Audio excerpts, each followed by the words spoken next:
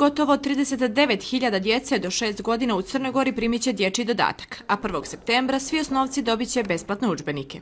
Na inicijativu Demokratske Crne Gore i kroz konsultacije sa vladom Crne Gore stvara se pravni i zakonski osnov za uvođenje dječjeg dodatka za svu djecu u predškolskom uzrastu, a za svu djecu u osnovnoj školi, dakle za sve osnovce, bit će obezbijeđen besplatan paket udžbenika, bez obzira dakle u kom gradu žive. Biće obezbijeđeno i uvećanje dječjih dodataka za djecu čiji su roditelji korisnici socijalnih davanja, a također i za djecu bez roditeljskog staranja. Dakle, u prvom slučaju sa 23 na 44 eura, a u drugom ovom spomenutom slučaju sa 39 na 60 eura. Koprivica kaže da ovo nije samo socioekonomska mjera, već novi odnos države prema djeci. Država mora da brine o sopstvenoj budućnosti i da joj sva djeca jednako vrijede. Najava ponovnog uvođenja dječjeg dodatka obradovala je i građane. Mislim da nisu trebali da ga ukidaju.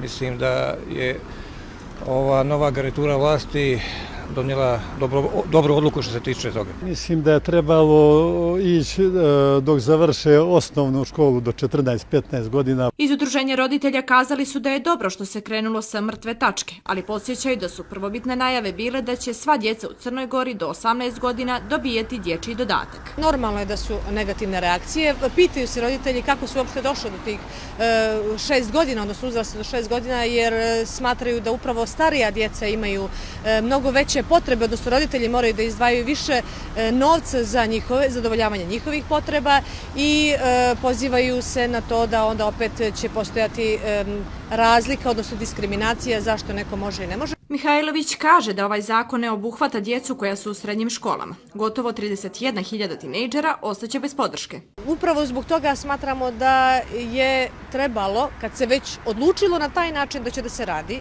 da se obezbedi podrška za sve, jer je tako najavljeno, da se do toga i dođe, a kažem, ukoliko se ne može doći, da se barem kaže rok do kojeg će ta namjera biti ostvarena. I građanska aktivistkinja Marina Medović smatra da je trebalo da se pronađe bolje rješenje s obzirom na to da smo, kako ističe, kao država prezaduženi i nemamo mogućnost da obezbijedimo dječji dodatak svakom djetetu. Smatram da je visina prihoda porodice u kojoj djeca žive jedini pravedan kriterijum za određivanje koja djeca treba da dobiju dječji dodatak za sad. Na taj način ciljano koristimo sredstva za one koji žive u nemaštini i zaista doprinosimo umanjenju siromaštva. Očekuje se da poslanici u Skupštini Crne Gore na narednoj sjednici zakazanoj za 18. februar izglasaju set socijalnih zakona.